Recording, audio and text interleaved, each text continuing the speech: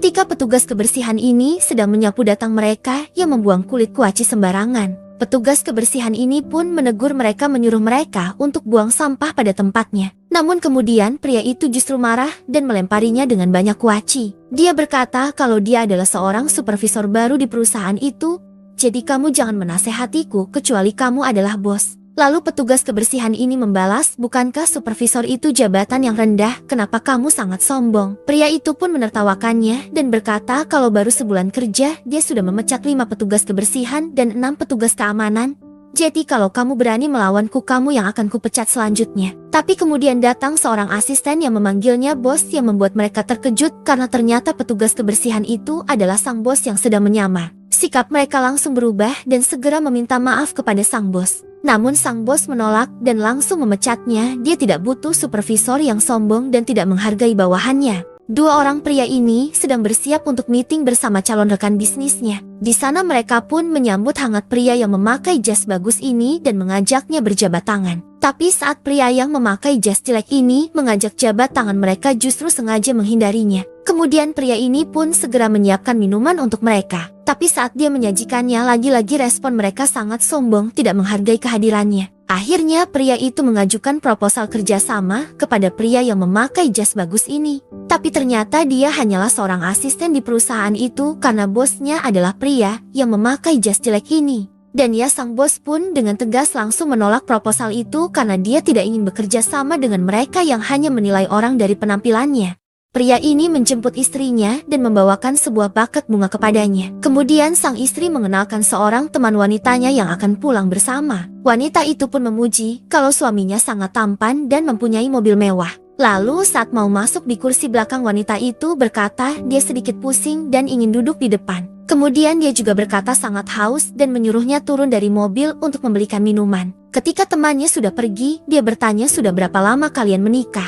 Dan dijawab 7 tahun yang membuatnya bereaksi 7 tahun itu sangat lama, apakah kamu tidak bosan? Dia pun mengajaknya bertukar kontak namun langsung ditolak mentah-mentah. Lalu dia cerita kalau punya sebuah rahasia mengenai istrinya di mana di kantor istrinya suka genit dengan laki-laki lain. Namun pria ini langsung membantah dan tidak percaya perkataannya, dia lebih mengenal sifat istrinya yang pemalu dan setia. Tapi wanita itu masih terus berusaha merayu sambil menjelekkan istrinya yang membuat pria ini sangat marah dan mengusirnya turun dari mobil karena dia tidak ingin mengkhianati sang istri tercinta. Mengetahui sang ibu baru saja dapat uang pensiun, kedua anak kandungnya pun saling berebut untuk merawat ibunya. Lalu datang sang anak angkat bertanya, apa yang kalian lakukan? Si anak perempuan berkata, kalian laki-laki tidak bisa mengurus orang tua, jadi biar aku yang merawat ibu. Dibalas, kamu kan tidak bisa memasak, sedangkan aku punya istri yang bisa membantu. Sang anak angkat pun bertanya kalau ibu sendiri maunya tinggal di rumah siapa. Dan dijawab ibu mau tetap di sini di rumah ibu sendiri. Kemudian dia pun menyuruh mereka pergi biar dia yang merawat ibu di sana. Namun mereka berkata, kamu kan hanya anak angkat, pasti kamu hanya mau mengambil semua uang pensiun milik ibu. Dia yang kesal pun bertanya kalau menurut ibu bagaimana uang itu harus dibagi. Dan dijawab terserah kamu karena kamulah yang sudah merawat ibu ketika sakit. Akhirnya dia pun mengambil semua uang itu lalu membaginya kepada mereka yang membuat mereka langsung pergi karena ternyata tujuannya hanya mau uang pensiun ibu. Dia pun berkata, jangan khawatir ibu, mulai sekarang akulah yang akan merawat dan menjaga ibu dengan baik.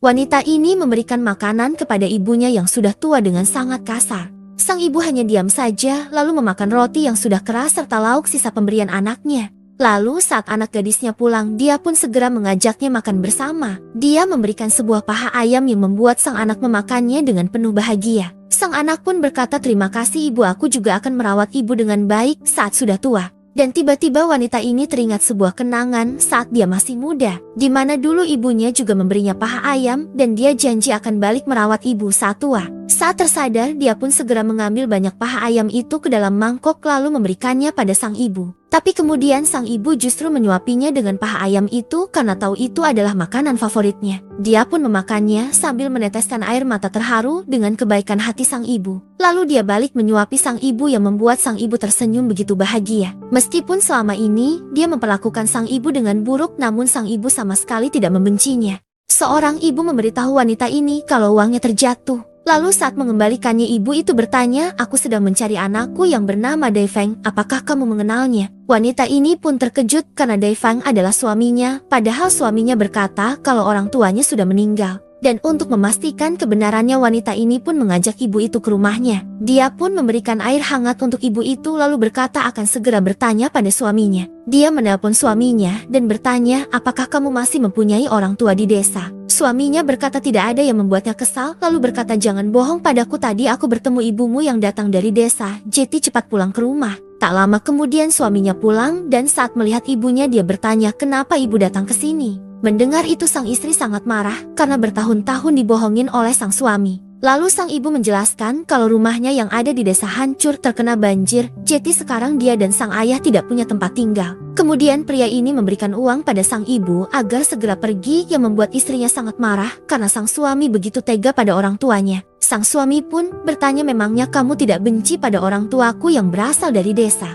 Lalu sang istri menjawab, bukankah kamu juga berasal dari desa dan aku menerimamu apa adanya? Jadi jemput ayahmu yang ada di desa sekarang agar kita bisa hidup bersama.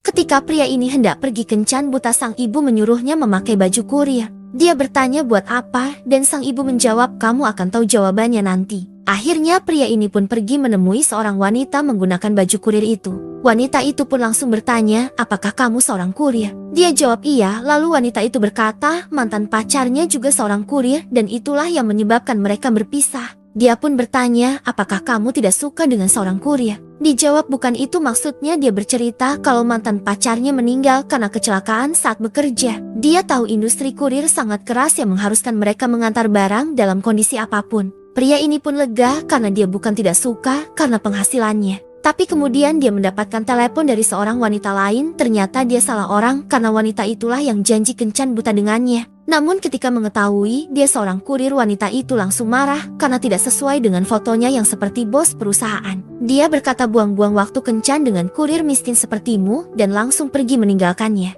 Tapi kemudian datang seorang asistennya dan mengetahui pria ini aslinya seorang bos. Wanita itu datang lagi buat membujuknya. Namun pria ini yang sudah mengetahui sifat aslinya langsung menyuruhnya pergi. Dia memilih kencan dengan wanita ini yang menerima dia apa adanya tanpa memandang harta.